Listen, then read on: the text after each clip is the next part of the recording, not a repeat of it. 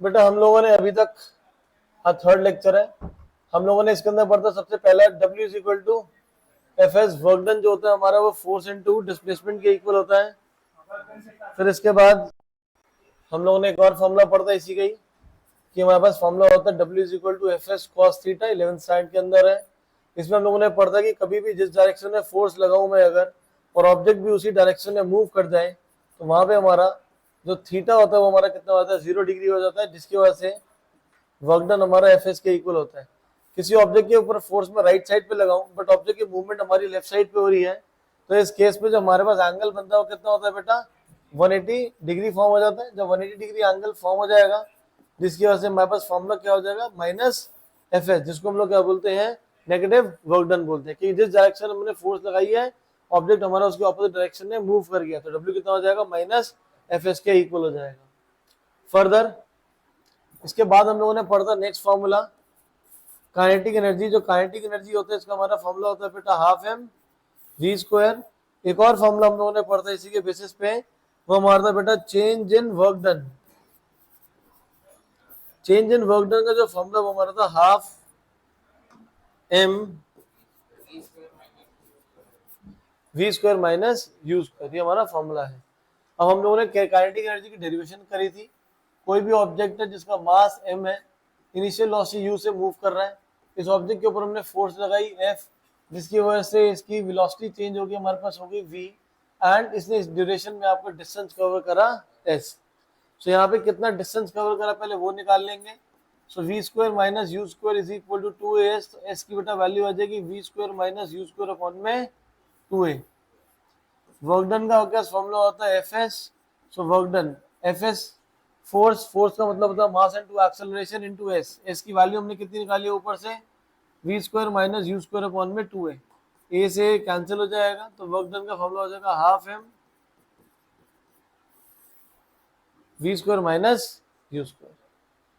Clear है ये चीज। इसमें और ये वाला फॉर्मूला हम लोग यूज करते थे चेंज इन वर्क डन के लिए। इसी फॉर्मूला में अगर बोलेंगे और u जीरो का मतलब क्या है, कि ऑब्जेक्ट इज एट, अगर ऑब्जेक्ट हमारा रेस्ट पे हो जाएगा तो हो जाएगा half M we square minus you square, जो कि हमारे पास आ जाएगा हाफ एम वी स्क्वायर। और ये जो वर्क डन है ये हमारे it is a form of energy, जिसको हम लोग लिख देंगे के ई। के ई का हमारा मतलब कितना हो जाएगा, काइनेटिक एनर्जी हो जाएगा। क्लियर है ये, कोई डाउट इसमें? 100%। अक्षता जी हाँ। प्लस हम लोगों ने लास्ट क्लास में आप लोगों का पढ़ा था कि काइनेटिक एनर्जी में आपकी चेंजेस कैसे होते हैं। यहाँ पे क्वेश्चन हमारे पास, what will happen to the kinetic energy if the mass is double triple half. ये सारे के सारे केस हमने लास्ट क्लास में करे थे, तो सारे के सारे केसेस को हम लोग आज दोबारा से कवर अप कर लेते हैं। अगर आपका इस क्वेश्चन में बोलता है वो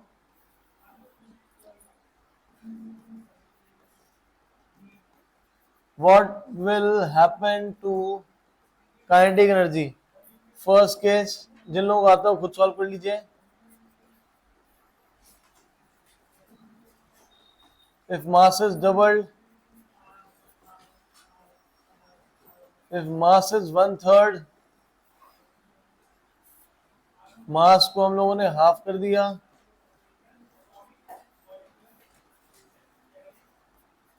मास को हम लोगों ने ट्रिपल कर दिया,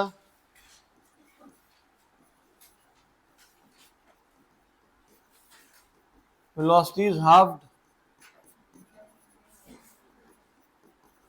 वेलोसिटी इज डबल्ड। करो वाले क्वेश्चंस।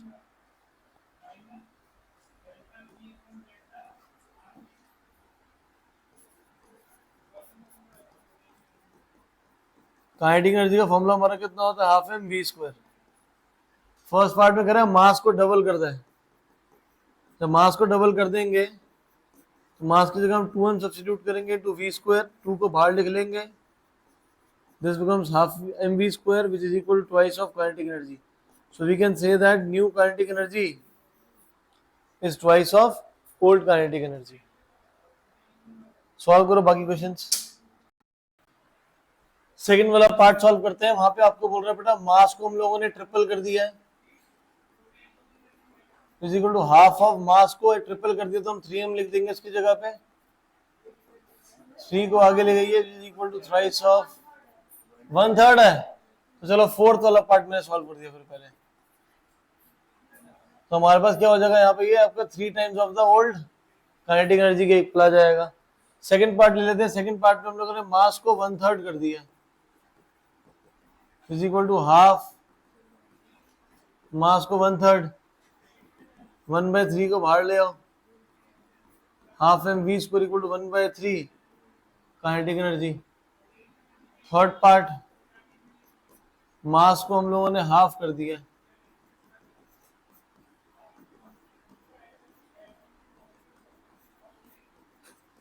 तो हाफ को बाहर करके half M we square, so new kinetic energy will be equal to half of old kinetic energy। Fifth velocity को हम लोगों ने हाफ कर दिया,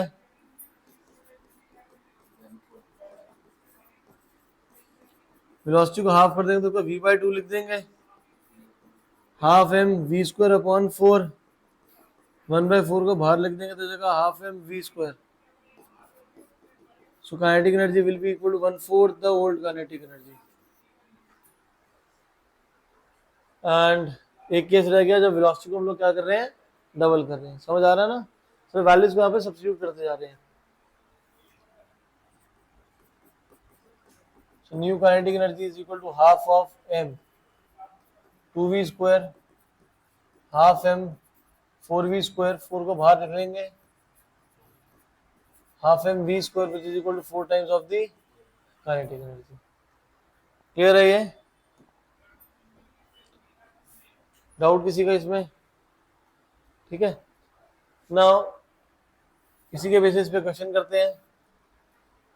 find the kinetic energy.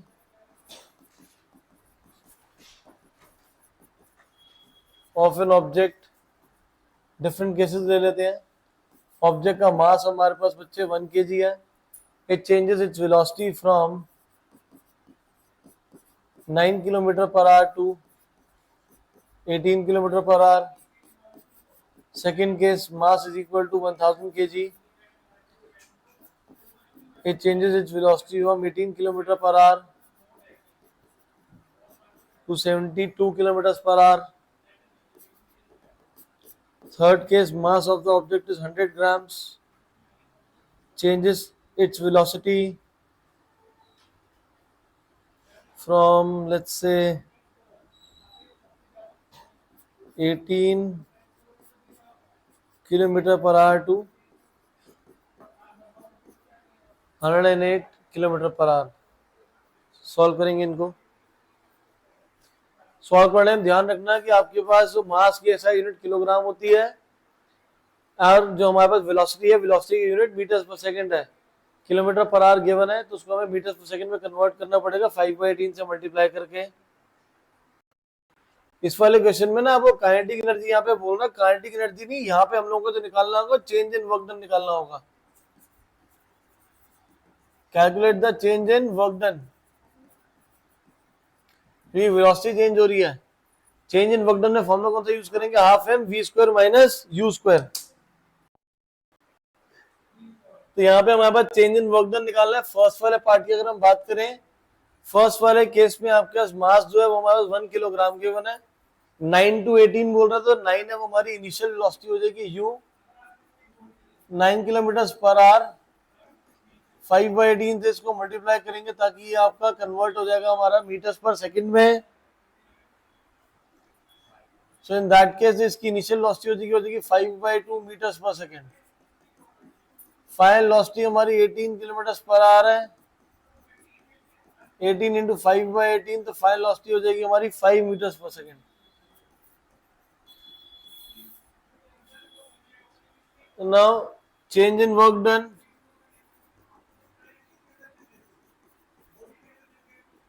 that would be equal to half m v square minus u square। मास हमारे पास given है 1 kg, v is 5 square minus 5/2 का square, 5 square 25, 25/2, LCM ले लो। क्या बेटा? हाँ सॉरी 4 आएगा यहाँ पे, यहाँ डिनोमिनेटर में 4 आएगा। इरेजर ले लेते हैं, यहाँ पे हमारे पास 4 आ जाएगा। सब्ट्रैक्ट कर लेंगे इसको, तो 100 minus 25, 75/4 which is equal to 75/8 joule से एनर्जी आ जाएगी। फर्दर एक स्टेप में इसको डिवाइड कर लेना और डेसिमल में भी आंसर आ जाएगा। क्लियर है ये सभी को? हाँ एक ही बात है। सेकंड पार्ट में आपको बोल रहा है मास। बेटा जिनके हो चुके हैं प्लीज अपने आंसर साथ साथ मैच कर लेना। मास 1000 kg है, 18 to 72 कर रहे हैं, तो यू हमारा कितना हो जाएगा? 18 किलोमीटर पर hour. SI unit metres per second में है, तो 5/18 से मल्टीप्लाई करेंगे तो यू आ जाएगा 5 meters per second. Final losses 72 kilometre पर आवर, 5/18 से मल्टीप्लाई करेंगे तो हमारे पास हो जाएगा 20 मीटर्स पर सेकंड आ जाएगा। फिर बोल रहा है change in work done.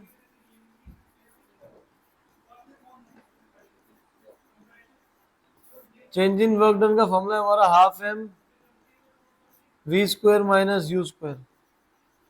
Mass is 1000, V is 20 square minus U is 5 square. 1000/2 is 500, 400 minus 25,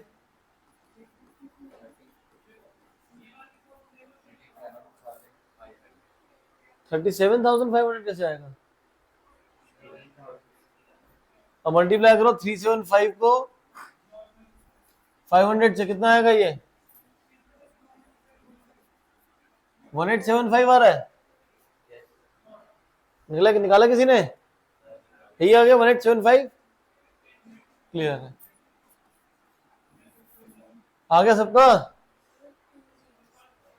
2 zero आएंगे, 2 ही तो लगाए हमने। 1875 बेटा कलर ठीक है ना? चेंज कर दो, व्हाइट पे शिफ्ट कर दो। नजर आ रहा ना? क्लियर है? प्रॉब्लम नहीं देखने में बेटा आपको पीछे से। थर्ड पार्ट में हमारे पास आ जाएगा मास 100 ग्राम्स है,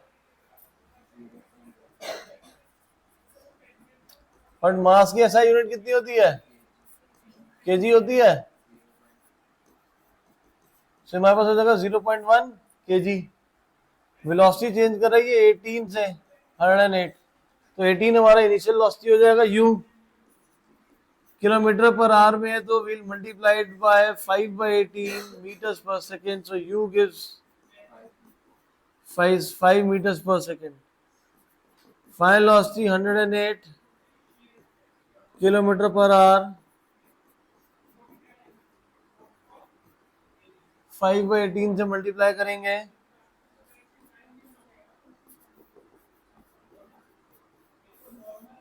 सो वी आ जाएगा मेरे पास 30 मीटर्स पर सेकेंड। फिर हमारे पास change in work done,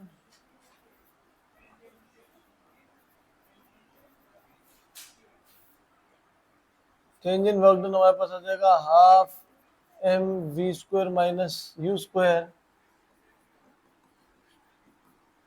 mass is 0.1 which is equal to 1/10। V की वैल्यू 30 है, square minus 5 work done is equal to 1/20, 900 minus 25, 875/20।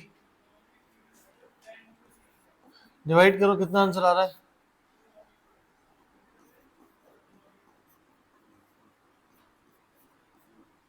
43.75।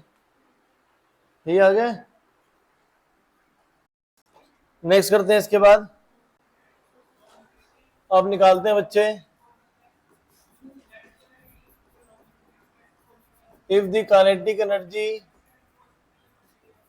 Of an object is 25 joules and mass is 2 kg,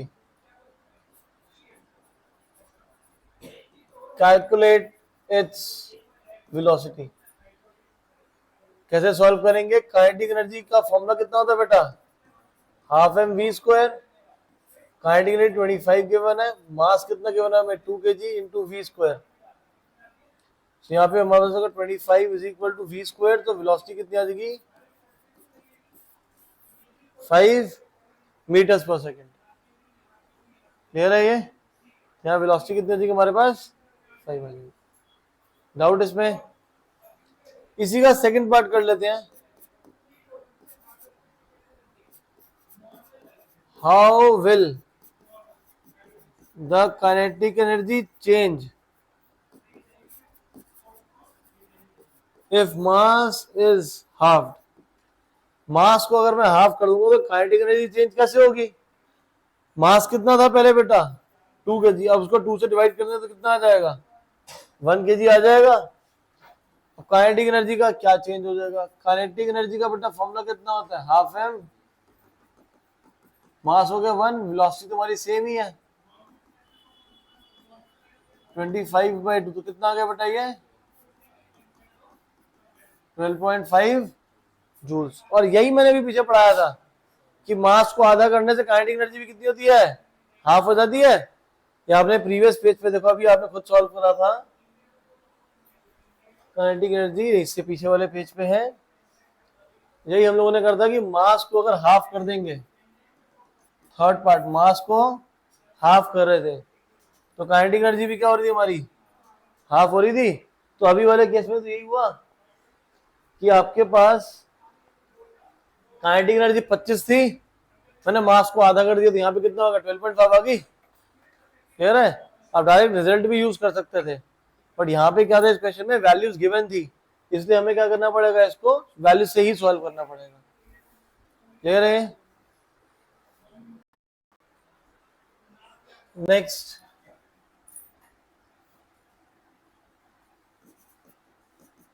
an object starts from rest, an object of mass 100 ग्राम लिख लेते हैं, start from rest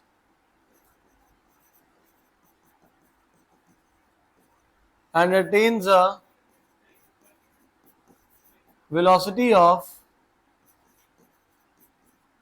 10 meters per second in 5 seconds. Calculate the kinetic energy and distance by the object. तो solve कैसे करोगे? Object का मास कितना given है हमें? 100 ग्राम। 1000 से डिवाइड कर देंगे तो किलोग्राम में हो जाएगा, तो मास हो जाएगा हमारे पास 1/10 kg। Starts from rest, u0 attains the velocity of 10, तो v 10 मीटर्स पर सेकेंड हो जाएगा इन 5 seconds,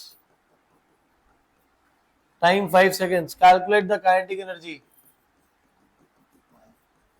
काइनेटिक एनर्जी का फॉर्मूला होता है हाफ एम वी स्क्वायर, मास कितना है? 1/10, वेलोसिटी कितनी है? 10 square, so 1/20 multiplied by 100 which gives kinetic energy is 5 joules। ठीक है? और क्या निकालना है? डिस्टेंस। डिस्टेंस का फॉर्मूला क्या होता है? V square minus you square equal to s. S निकालना है, और निकाले कैसे? ए तो गिवन ही नहीं है, तो पहले हमें यहाँ क्या निकालना पड़ेगा? एक्सेलरेशन। एक्सेलरेशन का क्या फॉर्मूला है बेटा? v minus u by t. v कितना है? 10, u 0। ठीक है, ऑब्जेक्ट कहाँ से स्टार्ट हो रहा है? रेस्ट से स्टार्ट हो रहा है। टाइम कितना हमारे पास 5 सेकेंड्स। सो एक्सेलरेशन कितना हो जाएगा 2 मीटर्स पर सेकेंड स्क्वायर। अब निकाल लो v square minus you square is equal to 2as। जो v है v हमारे पास 10 है, u 0 है, एक्सेलरेशन 2 है into s, 100 is equal to 4s, s is equal to 25 metres. Clear? मुश्किल है? इजी है ना? ग्रेट, नोट कर लो। नेक्स्ट देखिए, अब तक हमने पढ़ा कि कोई भी ऑब्जेक्ट जो मूव हो रहा होता है उसके अंदर जो एनर्जी होती है उसको हम लोग काइनेटिक एनर्जी बोलते हैं। बट आपके सर पे जो फैन लगा हुआ है ऊपर, उसमें अगर वो मूव नहीं कर रहा, मतलब ऑन नहीं है, तो एक पोजीशन पे स्टेयर है वो वहां पे, तो अगर वो आपके सर पे गिर गया तो चोट तो लगेगी नहीं? लगेगी चोट? लगेगी ना हमें, क्यों? किसी ऑब्जेक्ट क्या ऊपर से गिर रहा है। अब ये मार्कर मैंने पकड़ा हुआ है, मार्कर अगर मैं आपके सर पे रख दूंगा तो आपको नहीं लगेगी। अभी मार्कर मैं 10 फीट 20 फीट ऊपर से गिराऊंगा तो हो सकता है सर पे जाके लग जाए, है ना? अब ऐसी कोई भी एक स्टोन अगर हमने रखा हुआ रोड साइड पे, वो आपको नहीं लगेगा, लेकिन उसको जब बिल्डिंग के टॉप से आके फेंक दूंगा आपको सर के ऊपर लगेगा तो बहुत जोर से लग जाएगा हमें। तो होता इवेंचुअली यही है कि कोई भी ऑब्जेक्ट जब किसी हाइट पर होता है, कोई भी ऑब्जेक्ट जो किसी हाइट पे मैंने रखा हुआ है, फॉर एग्जाम्पल हमारी बिल्डिंग है h मीटर्स, यहाँ पे मैंने एक ऑब्जेक्ट रखा हुआ है, तो ऑब्जेक्ट ऊपर पड़ा हुआ है, कोई स्ट्रेस नहीं है, कोई टेंशन नहीं है। जो ऑब्जेक्ट ऊपर से गिरा दूंगा और मैं यहाँ पे नीचे खड़ा हुआ हूँ तो मैं तो यहाँ पे से गिर जाऊंगा मैं, क्योंकि सर पे मेरे गिर जाएगा। तो कोई भी ऑब्जेक्ट जब किसी हाइट पे रखा होता है तो उसके अंदर जो एनर्जी होती है उसको बोलते हैं हम लोग पोटेंशियल एनर्जी। और पोटेंशियल एनर्जी का फॉर्मूला क्या होता है? mgh। पोटेंशियल एनर्जी का फॉर्मूला क्या होता है? mgh। तो अब आगे हरमन सिंह दुग्गल ग्राउंड लेवल पे खड़े हैं, इन्होंने क्या करा, एक कोई यहाँ पे हमने ऑब्जेक्ट रखा हुआ था, इस ऑब्जेक्ट को मास m है, तो सीधा उठा के ऐसे ऊपर रख दिया, ले गए किसी हाइट h पे, लिफ्ट कर दिया इस ऑब्जेक्ट को। अब यही काम मैंने ध्रुव जग्गी को दे दिया। ध्रुव जग्गी ने क्या करा, इसी ऑब्जेक्ट को ध्रुव ने क्या करा, पहले ऊपर लेके गया, फिर राइट पे लेके गया, फिर और ऊपर लेके गया, फिर लेफ्ट पे लेके चला गया, फिर ऊपर लेके गया, फिर यहाँ पे लाके फिर यहाँ पे दोबारा से ले आया सेम हाइट के ऊपर। तो किसकी ज्यादा ऑब्जेक्ट की पोटेंशियल एनर्जी होगी? फर्स्ट केस और सेकंड केस? सेकंड केस में क्या होगी, हमारी एनर्जी ज्यादा होगी। गलत, सेम होगी। क्यों? क्योंकि दोनों के दोनों क्या है, सेम हाइट पर ही है। तो हमारे पास जो पोटेंशियल एनर्जी होती है उसका फॉर्मूला क्या होता है? mg। Potential energy directly proportional है हाइट के। हाइट अगर ज्यादा हो जाएगी तो पोटेंशियल एनर्जी ज्यादा हो जाएगी, हाइट अगर कम हो जाएगी तो पोटेंशियल एनर्जी क्या हो जाएगी, हमारी कम हो जाएगी। ठीक है? अब ये आया कैसे फॉर्मूला? वर्क डन का फॉर्मूला कितना होता है बेटा? F किसके हो जाएगा? mg के इक्वल। ऑब्जेक्ट कोई हाइट को डिस्टेंस को कवर कर रहा है तो क्या हो जाएगा? h हो जाएगा। तो वर्क डन कितना हो जाएगा? mg। और work done is a form of energy, तो एनर्जी कौन सी है? वो पोटेंशियल एनर्जी। क्लियर है ये चीज? 100% क्लियर है? अगर ऑब्जेक्ट का मास 10 kg है, उसको लिफ्ट करा हमने 2 मीटर्स, तो पोटेंशियल एनर्जी कितनी हो जाएगी? mgh 10 into 9.8 into 2। अब मैं लिफ्ट करके एनर्जी निकाला वो नहीं, पोटेंशियल एनर्जी का मतलब है कि कोई भी ऑब्जेक्ट को मैंने 2 मीटर की हाइट पे लाकर रख दिया तो इस पोजीशन पे कितनी एनर्जी है उसको हम लोग बोलते हैं पोटेंशियल एनर्जी। मैंने जमीन से उठाकर, ग्राउंड से उठा के उठाया, लिफ्ट कर रहा, वो पोटेंशियल एनर्जी नहीं है। लिफ्ट करने के बाद में कौन सी पोजीशन पे आ गया हूं, वहां पे जो एनर्जी है वो हमारी क्या है? पोटेंशियल एनर्जी है। क्लियर है ये चीज? तो हमारा जी बेटा, ग्रेविटी हमारा नेगेटिव इसलिए नहीं होगा क्योंकि ऑब्जेक्ट किसी हाइट पे रखा हुआ है, तो वहां से नीचे ही गिरेगा, ऊपर नहीं जा रहा वहां से। ये तो हमने उठाकर 2 मीटर की हाइट पे रखा है, जब मैं लिफ्ट कर रहा था तब ग्रेविटी नेगेटिव है। बट ऑब्जेक्ट को जब मैंने रख दिया वहां पे 2 मीटर की हाइट पे जाकर रख दिया मैंने, तो उस केस में उस ऑब्जेक्ट में ग्रेविटी नेगेटिव नहीं होगी ना, तो रख दिया मैंने, रखा हुआ ऑब्जेक्ट पड़ा हुआ ऑब्जेक्ट उस पोजीशन पे ना, तो उसके अंदर एनर्जी कौन सी है हमारी, mgh है। तो हमारे पास कितना आ जाएगा बेटा, 196 जूल्स आ जाएगा। क्लियर है ये चीज, नोट डाउन कर लीजिए।